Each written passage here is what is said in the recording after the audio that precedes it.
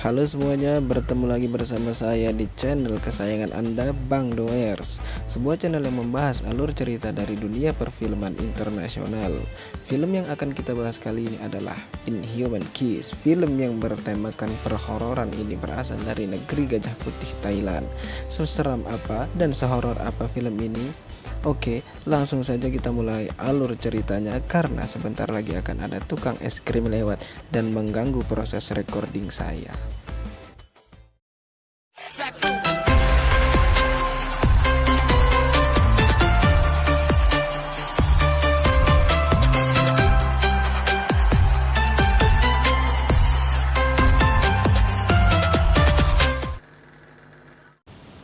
Film diawali dengan memperlihatkan 4 orang anak bocil yang bernama George, Ting, Sai, dan juga Noi terlihat sedang bermain petak umpet di dekat sebuah rumah tua. Lalu Sai dan Noi masuk ke dalam rumah tua tersebut untuk bersembunyi. Di dalam rumah, Sai melihat ada sebuah peti dan tiba-tiba di belakangnya muncul sesosok makhluk menyeramkan yang sering kita sebut dengan kuyang. Scene kemudian berpindah ke beberapa tahun setelah kejadian tersebut, di mana mereka kini sudah beranjak dewasa. Setiap pagi, saya selalu saja membersihkan darah yang tiba-tiba muncul di kasurnya. Saya yang merupakan seorang perawat yang bekerja di sebuah klinik di desanya, terlihat amat sangat-sangat cantik. Saking cantiknya, George yang merupakan teman kecilnya pun sampai jatuh cinta kepadanya. Tapi sayang disayang, saya hanya menganggap George sebagai teman biasa. Suatu hari, ada seorang ibu yang mengantar anaknya berobat ke tempat saya. Dia bercerita kalau semalam dia melihat ada kuyang yang memakan ayam-ayam di rumahnya. Si ibu berpesan kepada saya kalau dia harus menutup pintu dan jendela rumahnya rapat-rapat. Singkat cerita, pagi pun tiba. Tiba-tiba, saya melihat ada bercak darah lagi di kasurnya. Dan saya juga melihat kalau dadanya mulai memerah. Setiap hari, George selalu datang dengan membawa air pandan untuk saya. Selang beberapa saat, saya meminta George untuk menemaninya ke hutan nanti malam. Saat malam tiba, mereka pun pergi ke hutan, tapi George terlihat sangat ketakutan. Tak lama, terlihat sebuah cahaya yang dibarengi dengan kemunculan seseorang yang ternyata itu adalah Noi yang baru pulang dari Bangkok. Mereka pun lalu berpelukan karena saking senangnya. Tapi George yang tak diajak berpelukan pun merasa sangat cemburu. Ternyata Noi tidak sendiri. Dia datang bersama kelompok pemburu kuyang yang dipimpin oleh seorang yang bernama Ted. Mereka merasa kalau ada kuyang di daerah ini. Hal itulah yang membawa mereka kemari untuk menangkap kuyang tersebut sebelum terjadi malapetaka besar. Ted bilang, petaka itu akan datang jika si kuyang meludahi air dan ada seorang gadis yang meminum airnya. Maka gadis itu akan menjadi kuyang juga. Tapi hal ini tidak berlaku untuk laki-laki, karena kalau laki-laki yang meminumnya, maka dia akan tersiksa sampai mati. Sementara ayah saya yang merupakan kepala desa tidak begitu saja percaya dengan ucapan Ted. Tapi Ted menunjukkan sebuah kepala kuyang yang pernah mereka tangkap sebelumnya. Karena masih tak percaya, akhirnya ayahnya saya memarahi Noi karena sudah memasukkan orang asing ke desanya. Dia menduga kalau mereka hanyalah sekelompok bandit-bandit saja.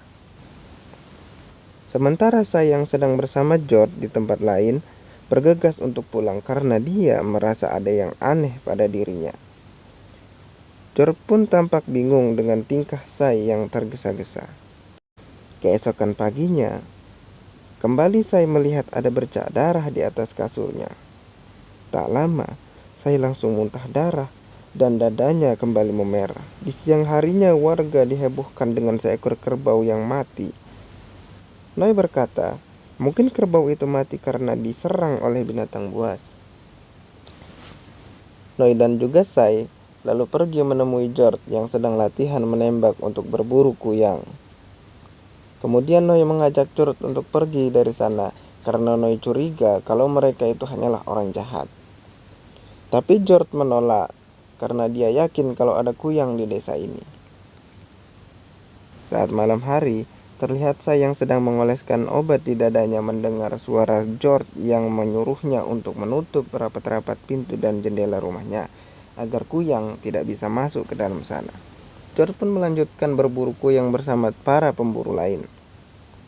Sedangkan Noi entah sedang asik ngapain bermain lumpur di sawah, mungkin sedang mencari belut, entahlah. Di rumah, saya terlihat menjerit kesakitan dan ternyata kuyang yang selama ini dicari-cari oleh warga adalah Sai. Cantik-cantik jadi kuyang.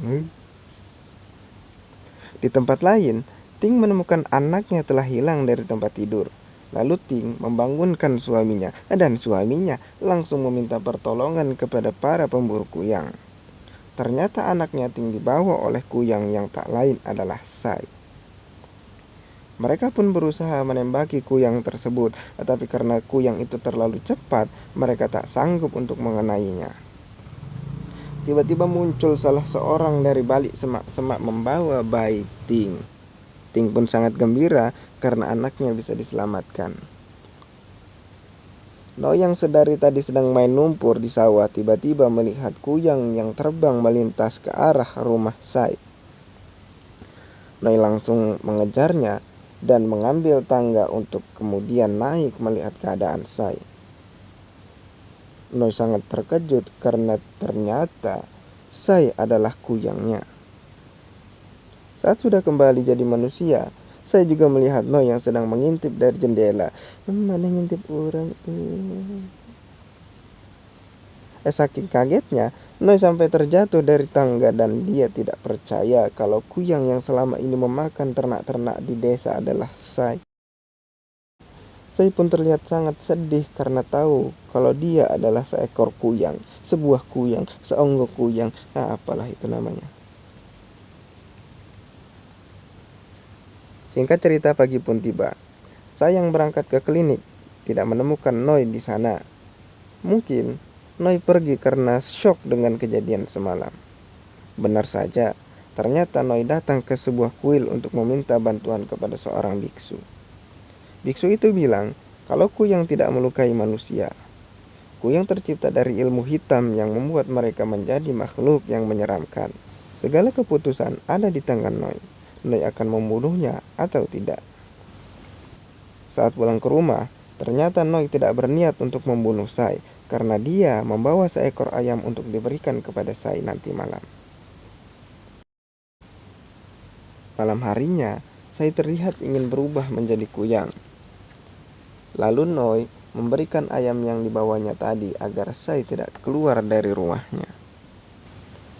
Saat pagi hari, Sai terlihat senang karena Noi sudah kembali ke klinik. Sai langsung memeluk Noi karena khawatir dengan keadaan kemarin. Mereka kemudian pergi ke sebuah tempat untuk menenangkan diri. Noi mengatakan kepada Sai untuk bertingkah laku seperti layaknya manusia biasa, agar mereka tidak dicurigai oleh warga desa. Setiap malam Noi selalu membawakan ayam untuk Sai, sampai suatu hari Noi mendapatkan informasi tentang herbal anti kuyang. Mantap juga. Agar bisa menghentikan perubahan Sai yang menjadi kuyang, tetapi ini hanya bersifat sementara saja. Pagi harinya ada seorang pasien bocil yang berobat di klinik Sai. Di saat yang sama George datang untuk memberikannya minuman pandan. George kemudian memberi info kalau nanti malam akan ada perburuan besar dan Sai diharuskan untuk menutup rumahnya rapat-rapat. Si bocil yang tadi berobat ternyata meminum air bekas minum Sai yang membuat si bocil tersebut berubah menjadi kuyang. Ted dengan sigap langsung datang untuk membunuh kuyang tersebut.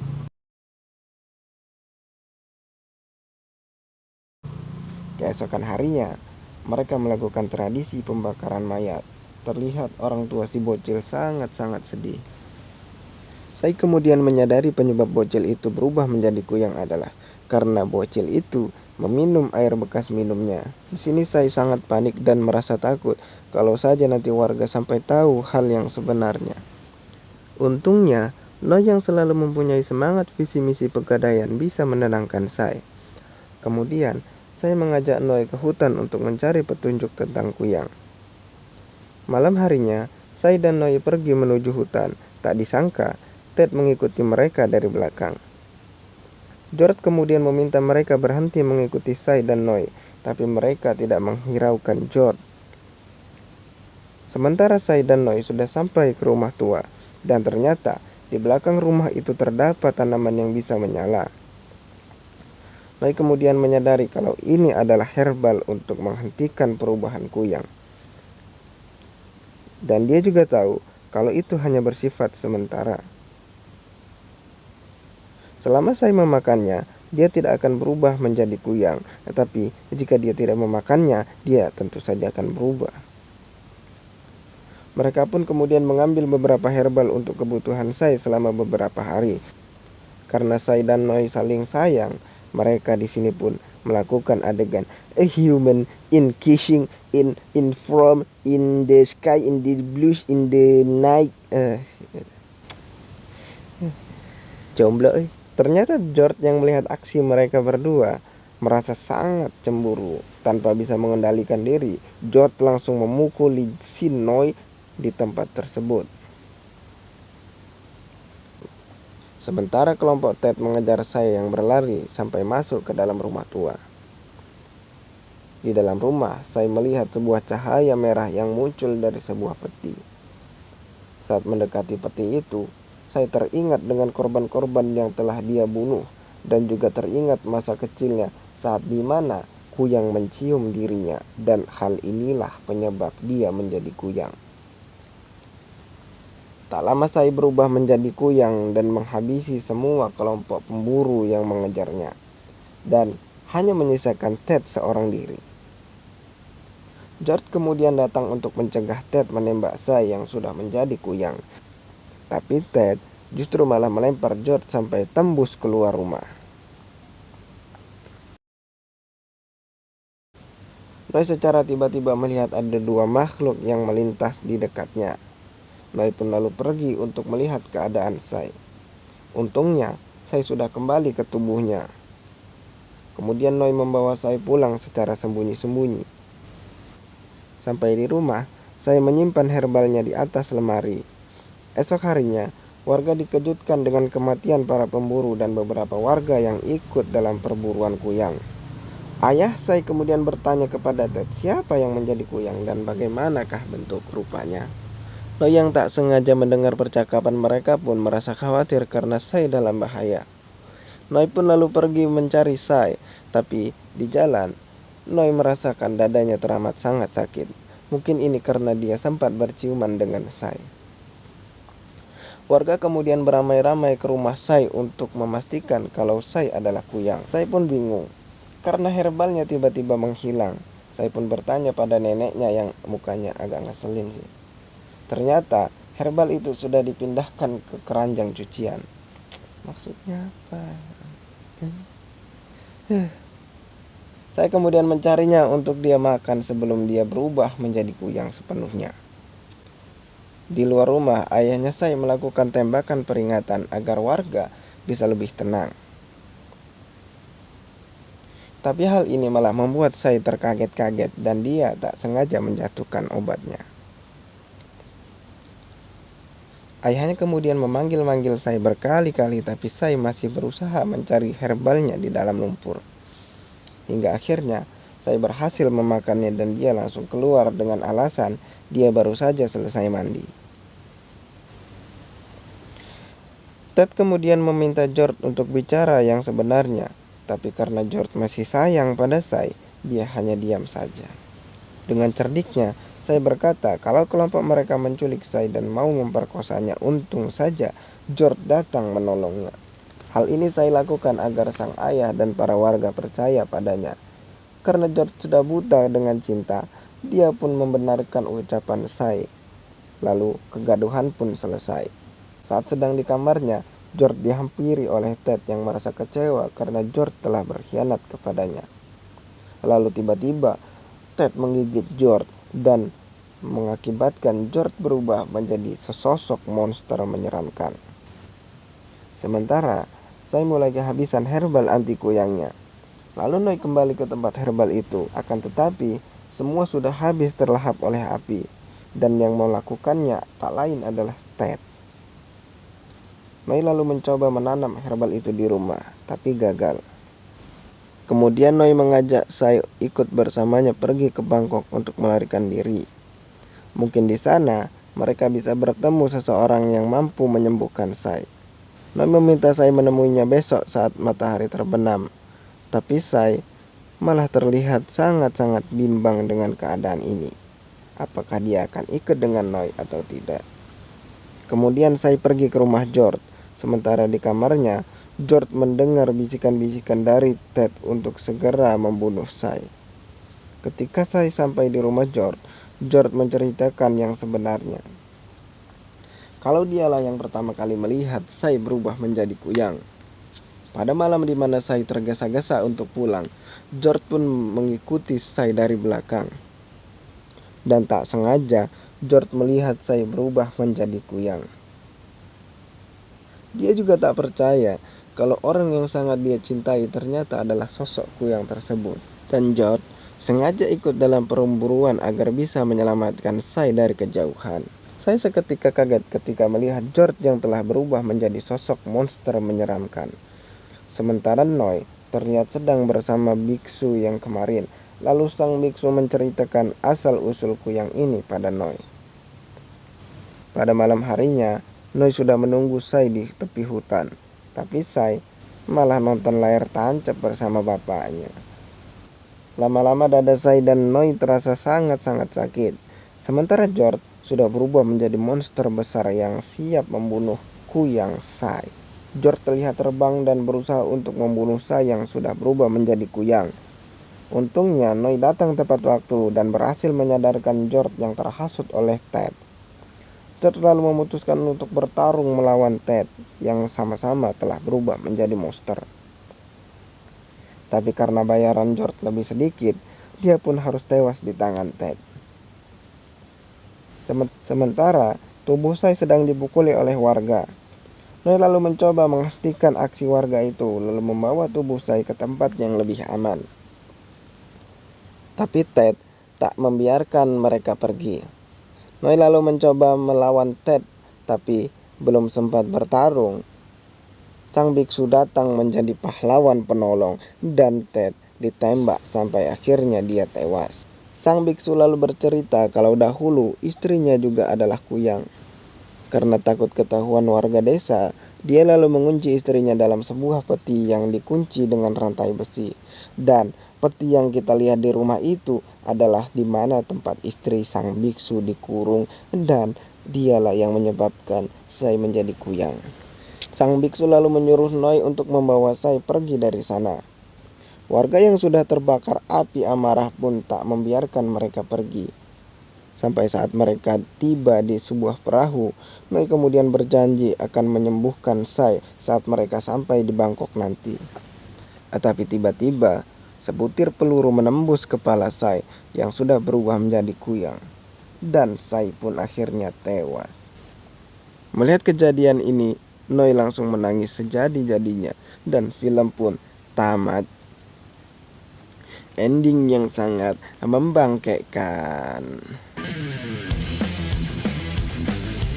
Sekian alur cerita film dari saya.